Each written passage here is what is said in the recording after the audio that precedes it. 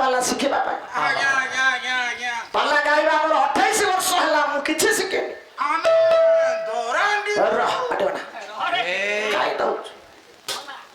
ଗୋଟାଏ ପଦ ଗାଇଲେ ସେ ପଦଟା କଣ ନା ଭାଇ ଦୋଷ କଲେ ତାକୁ ବୁଝେଇ ଦବ ଭାଞ୍ଜା ଦୋଷ କଲେ କଥା ନ କହିବ এইটা কোনটাই লেখা আছে পড়িছ গোটাଏ শ্লোক গাଉଛି ଶୁଣ କିଏ କଣ ଦୋଷ କଲେ ତାକୁ କଣ ଦଣ୍ଡ ଦିଆହବ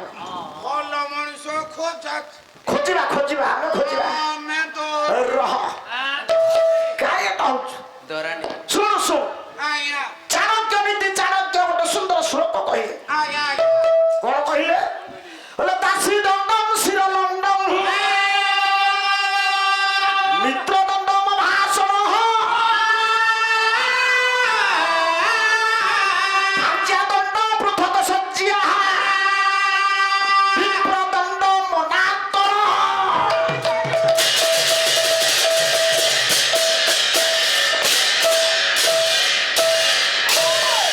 ଚାଣକ୍ୟ କହିଲେ ଦାସୀ ଦଣ୍ଡମ ଶିର ଲଣ୍ଡମ ଆପଣଙ୍କ ଗାଁ ପାଖ ପୁଅ ପ୍ରଦୀପ ବାବୁ ତାକୁ ଜାଣିଛନ୍ତି ନା ଜାଣିଛନ୍ତି ତାକୁ ଟିକେ ଟିକେ ୟୁଟ୍ୟୁବରେ ଭଲ ଗାଆନ୍ତି ସେ ସମସ୍ତଙ୍କୁ ନକଲ କରିବେ ଶିଶିର ଭାଇନାଙ୍କର ତାଙ୍କର ଗୀତ ପୁରା ହେଇଯାଉଛି ଆଜି ଆସିଛନ୍ତି କହିଲେ ସାମନ୍ତରା ସାରଙ୍କର କଣ ଗୋଟେ କରିବ ମୋ ପାଖରେ ଏମିତି କିଛି ନାହିଁ କପି କଣ କରିବ ଦାସୀ ଦଣ୍ଡମ ଶିର ଲଣ୍ଡମ ଯଦି ଦାସୀଟିଏ ଦୋଷ କଲା ତା ଶିରକୁ ଲଣ୍ଡା କରିଦବ ତା ପାଇଁ ସେଟା ହଉଛି ଦଣ୍ଡ ଦାସୀ ଦଣ୍ଡମ ଶିର ଲଣ୍ଡମ ମିତ୍ର ଦଣ୍ଡମ ଭାଷଣ ଯଦି ମିତ୍ର ଆପଣଙ୍କର ସାଙ୍ଗ ଯଦି ଆପଣଙ୍କ ପାଖରେ ଦୋଷ କଲା ଆପଣ ମଭାଷଣ କହିଲେ କଥା କହିବେନି ମିତ୍ରକୁ କଥା କହିବେନି ଭାର୍ଯ୍ୟା ଦଣ୍ଡ ପୃଥକ ସଜ୍ଜିଆ ଯଦି ଭାର୍ଯ୍ୟା ଆପଣଙ୍କର ଧର୍ମ ପତ୍ନୀ ଦୋଷ କଲେ କଣ କହୁଛୁ ପୃଥକ ସଜ୍ଜିଆ ଆଚ୍ଛା ଭାଇ ପୃଥକ ମାନେ କଣ ବୁଝୁଛୁ କହୁଛି ବହି ଧନ୍ୟ କଳାକାର କହୁଛି ବହି ଆରେ ପୃଥକ ସଜ୍ଜିଆ କହିଲେ ତ ଭାର୍ଯ୍ୟାକୁ ଅଲଗା ଶୁଆଇ ଦଉ ସଜ୍ଜିଆ ଅଲଗା ହବ ପୃଥକ ମାନେ ଅଲଗା ଅଲଗା ଆଉ ସଜ୍ଜା ସଜ୍ଜା ମାନେ କଣ ବୁଝିପାରୁନି ସଜ୍ଜା ବିପ୍ରଦ ସମ୍ମାନାନ୍ତର ବିପ୍ର ଯଦି ଦୋଷ କଲେ ତାକୁ କେବେ ପ୍ରଣାମ କରିବେନି ବ୍ରାହ୍ମଣ ଦୋଷ କଲେ ତାଙ୍କ ପାଇଁ ଦଣ୍ଡ ଆପଣ ତାଙ୍କୁ ଦେଖିଲେ ପ୍ରଣାମ କରିବେନି ଇଏ ସିନା ଚାଣକ୍ୟ କହିଲେ ଆପଣଙ୍କର ପୀତାମ୍ବର ଦାସ ବହି ହଉଛି ନୃସିଂହ ପୁରାଣ ପଢ ପଢି ଭଲ ହଉଛି ଯେ ସ୍ୱାମୀ ସ୍ତ୍ରୀ କଥାବାର୍ତ୍ତା ହେଲା ଭଳିଆ ହନା ପାଲାର ଗୋଟେ ଛାଟ ନାଟ ଭୂତ ଅଛି ସେ କାହିଁ କିଛି ତ ଲକ୍ଷଣ ଦେଖାଯାଉ ପାଲା କହିବା ଅଲଗା ପାଲା ଗାଇବା ଅଲଗା ପାଲା ଠାଣିଟା ହଉଛି ଅଲଗା ମୁଁ କିଛି ତମକୁ କହୁନି ଦେଖିବାକୁ ଭଲ ଲାଗୁଛି ତ ରହ ଜିନିଷ ପୀତାମ୍ବର ଦାସ କହିଲେ କଣ କହିଲେ ବୋଲେ ଦାସୀ ଦୋଷ କଲେ ତାକୁ ଲାଣ୍ଡି କରି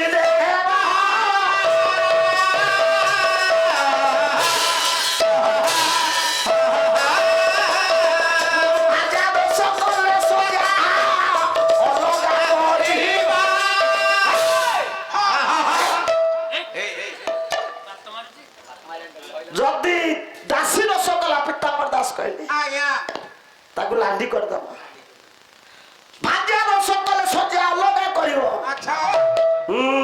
যদি মাইপ দোষ সেটা মাইব কহ মাইব ଇପ କହିଲେ ପରି ଆଜ୍ଞା ଆଜ୍ଞା ତୋ ସ୍ତ୍ରୀ ହଉଛି ଗୋଟେ ବେଶ୍ୟା।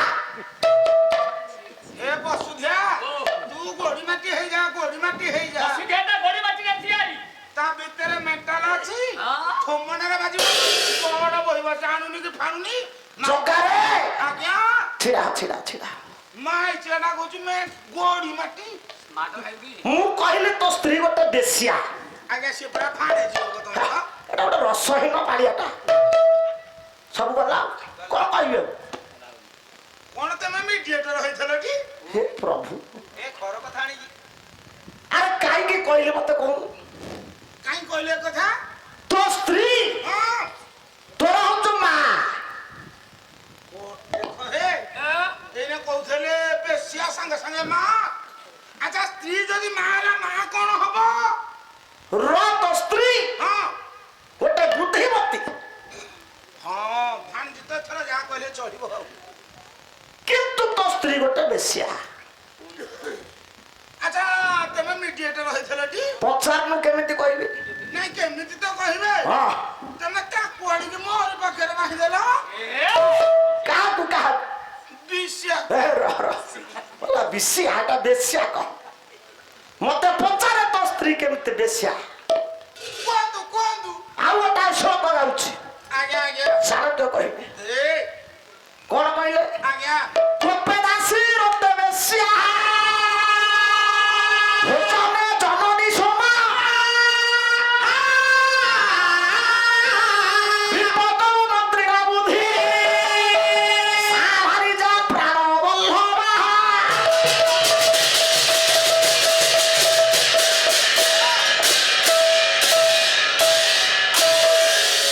କୋପେ ଦାସୀ ଦାସୀ କୋପ କଲେ ତୋ ସ୍ତ୍ରୀ ଗୋଟେ ଦାସୀ କେତେବେଳେ ନା ସ୍ୱାମୀ ଯେତେବେଳେ ସ୍ତ୍ରୀ ଉପରେ ବିରକ୍ତି ଭାବ ଆଣିବେ ସେତେବେଳେ ସେ ଦାସୀ ଭଳିଆ ହବ।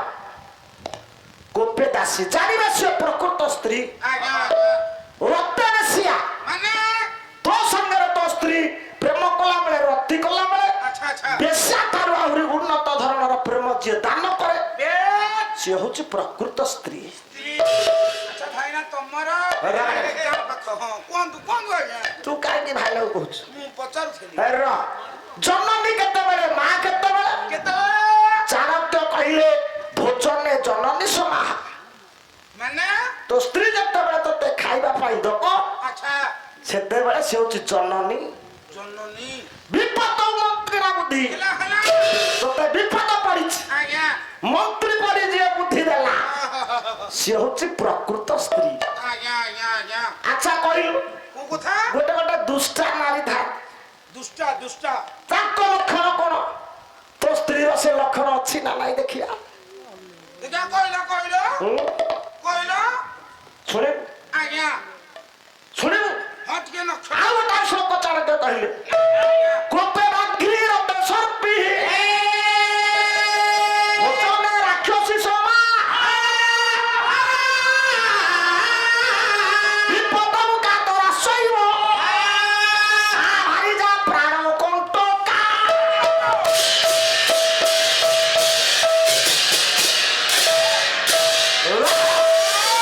କୋପେ ବ୍ୟାଘ୍ରୀ ଯଦି ତୁ କୋପ କଲୁ ରାଗିଲୁ ତୋ ସ୍ତ୍ରୀ ଉପରେ ଆଚ୍ଛା ତୋ ସ୍ତ୍ରୀ ବାଘୁଣୀ ଭଳିଆ ମାରି ବସିବ। ତମ ଗାଁ ଚକ୍କର ମାଇପ ସବୁ ତମ ଗାଁରେ ଅଛନ୍ତି। ଆମର ବଡ ଗାଁ ଟା ରତେ ସର୍ପି ଆଚ୍ଛା ସର୍ପି ସର୍ପ ସର୍ପିଣୀ ରତି କଲା ବେଳେ ତାଙ୍କ ରତି କେମିତି ସିଧା ସିଏ ଗୁଡେଇ ହେଇଯିବେ ଆଜ୍ଞା ଆଜ୍ଞା ତାଙ୍କ ରତିଟା ସେମିତି। ହଁ ଯଦି ସ୍ତ୍ରୀ ସହିତ ସ୍ୱାମୀ ରତି କରିବା ପାଇଁ ଗଲା ସେ ଯଦି ଭିଡି ମୋଡି ହବ ତାକୁ ନା ଦବ ଆଉ ପ୍ରେମ ହେଇପାରିବ? ରତେ ସର୍ପି ଭୋଜନ ରାକ୍ଷସୀ ସମା ହେଲା ହେଲା ସ୍ୱାମୀ ଖାଇବା କରୁଛ ସ୍ତ୍ରୀ ଆଗେ ଖାଇଦିଏ ସେ ରାକ୍ଷସୀ। ଏବେ ଯେତେ ମା ଭଉଣୀ ଅଛ ଆଉ କେହି ପଛରେ ଗାଳି କରିବନି। ନା ନା ନା ନା ଶିଖି ଯା ରୋଷେଇ କଲା ବେଳେ ଆମର ବୋହୂ ମାନେ ଆଗେ ତାକୁ ଚାଖି ଦିଅନ୍ତି କେମିତି ଟିକେ ହାତକୁ ଆଣିବେ ପାଟିରେ ପକେଇଦେବେ ଆଉ ଦିହ ଟିକେ ବଳିଦେବେ।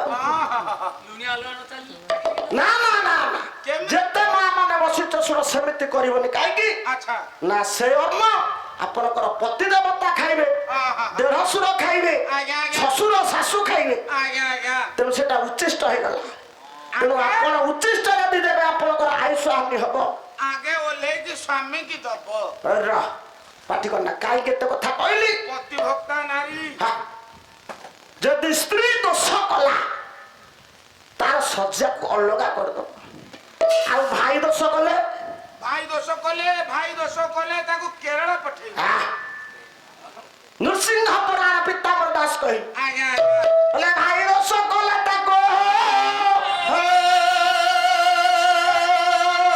ଭିନ୍ନ କରି ଦେବ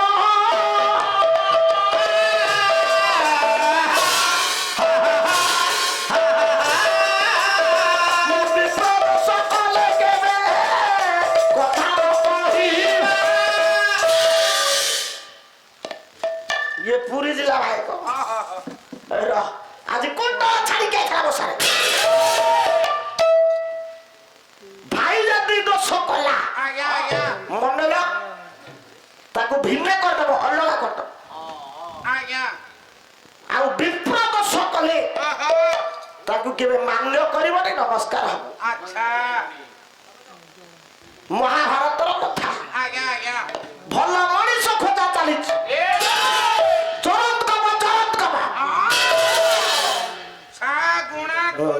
सागुड़ा ता जरत कब ता स्त्री होची आशा आशा सरी जाइछि महाभारत युद्ध गोटे छांद गाउछि आज्ञा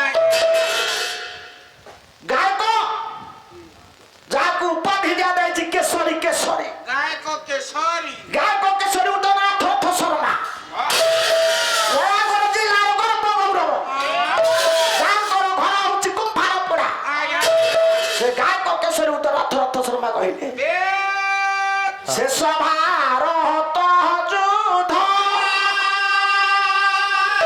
अंधकार निषाध शेष भारत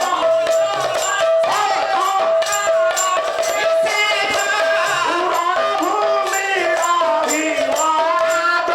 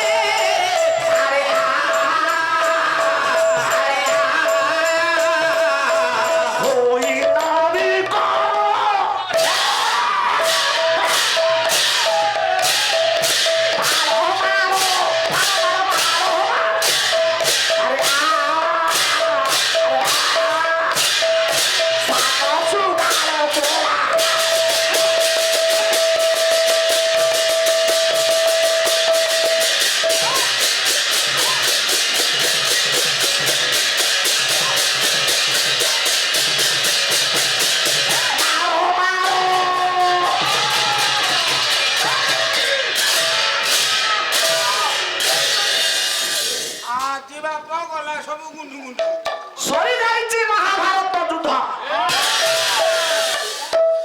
महाभारत युद्ध ये 20 दिन घटना गायक केशरी उदयनाथ शर्मा कहले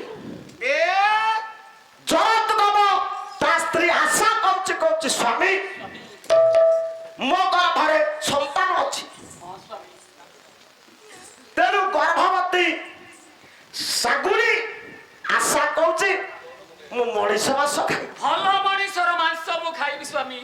ଭଲ ମଣିଷ ମାଂସ ଭଲ ଖାଇବି। ମଣିଷ ମାଂସ ଦୁନିଆରେ କଣ ଭଲ ମଣିଷ ଆଉ ଅଛନ୍ତି? ସ୍ୱାମୀ। ନା। ଯାଉନ ପୁରୀକି ଦେଖିବୁ ବଡ ବଡ ମଣିଷ। ମୁଣ୍ଡ ଗଣ୍ଡି ନହେଲେ ତାଙ୍କ ପାଟିକି ଯା, ତାଙ୍କର ଖଣ୍ଡିଆ ଖଣ୍ଡିଆ। ମହାଭାରତ ଯୁଦ୍ଧ ଶେଷ ଅବସ୍ଥା, ମାର ଶବ ପଡିଛି। ରାତ୍ର ବର୍ଷା ଝିପି ଝିପି ଆଉଛି। ଶ୍ୱାନ ସୁଗାର କୋଳାହଳ। ଗୋଟେ ନାରୀ ଅଗ୍ନି ହୁଳାଟେ ଧରି ଆଜ୍ଞା ଆଜ୍ଞା ଯୁଦ୍ଧ ଭୂମିରେ ସିଏ ବୁଲୁଛି। ଗୋଟିଏ ପରେ ଗୋଟିଏ ଶବ ଲେଉଟାଉଛି। ଏପଟେ ଆଶା ଶାଗୁଣି ଅନାଇଛି।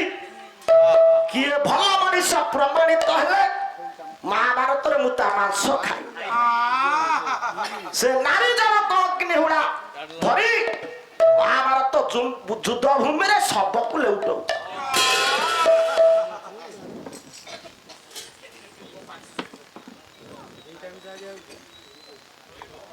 ଅଗ୍ନି ହୁଳା ହାତରେ ଗୋଟିଏ ପରେ ଗୋଟିଏ ଶବ ଲେଉଟାଇ ଚାଲିଛି। କଣ ସିଏ ଖୋଜୁଛି? ସେ ଦେବୀ ନା ମାନ ଯାଇ ପିତାମହ ଭୀଷ୍ମଙ୍କ ନିକଟରେ ପ୍ରବେଶ କଲା। ପିତାମହ ଭୀଷ୍ମ ସରସଜ୍ୟା ପାଲା ବାଲା କହୁଥିଲେ ଗଙ୍ଗା ପୁତ୍ର ଭୀଷ୍ମ, ଯାହାର ପିଲାଦିନର ନାମ ହଉଛି ଦେବବ୍ରତ। ବାପାଙ୍କ ପାଇଁ ଭୀଷଣ ପ୍ରତିଜ୍ଞା କଲେ, ସେ ଦାରା ସଂହାର କଲେ। ତେଣୁ ଭୀଷ୍ମ ଭୀଷଣ ପ୍ରତିଜ୍ଞା କରିବାର ନାଁ ହେଲା ଭୀଷ୍ମ। ସିଆଡ଼ିକି ମୁଁ ଯାଉନାହିଁ। ଯଦି ଗଙ୍ଗା କଥା ପ୍ରତିବାଦ ଗୋଟେ ଥାକ ପାଲା ପଳେଇବ। ଗଙ୍ଗା ଶାନ୍ତ ଲୋକ ବାହାଇ ନଥିଲେ। ଆଠଟା ପ୍ରମାଣ ଦେବି ଗଙ୍ଗା କାହା ସ୍ତ୍ରୀ। ମୋ ମାର୍ଗ ଅଲଗା ହେଇଯିବ, ଆପଣ ଭଲ ମଣିଷ ପାଇବେ। ମୁଁ ଗୋଟିଏ ପ୍ରମାଣ ଜାଣିଛି। କଣ ଜାଣିଛୁ? ଗଙ୍ଗା କାହା ସ୍ତ୍ରୀ? ଗଙ୍ଗା କାହା ସ୍ତ୍ରୀ? ଉଦିଆ ମାଇପ। ଚାରି ପାଞ୍ଚଟା ପିଲା। ଆରେ ତମ ଗାଁ ସେ ଉଦୟନାଥ ତା ଭାରି ଜାନା ଗଙ୍ଗା। ଆଜ୍ଞା ମୁଁ ତାଙ୍କ କଥା କହୁଛି। ଆଉ ଆରେ ଭୀଷ୍ମଙ୍କର ମା ଗଙ୍ଗା। ଗଙ୍ଗା ରମାଟି ଗନା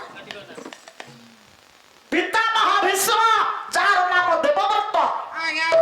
ସରସ୍ୱତୀଆ ଅଗ୍ନି ହୁଳା ଧରିଛି, ଯାଇକି ପହଞ୍ଚିଗଲା। ପିତାମହ ଭୀଷ୍ମ ପଚାରିଲେ, ତୁ କିଏ ତୁ କିଏ ତୁ କିଏ? ଦେବୀ ନା ମାନବୀ ନା ଦାନବୀ? ହାତ ଯୋଡ଼ିଦେଲା। ସେ ନାରୀ ଜଣକ କହିଲା, ହେ ପିତାମହ ଶୁଣିବ ମୁଁ କିଏ? ତମେ କିଏ ସେ? ମୁଁ ଯେ ନାଗନନ୍ଦିନୀ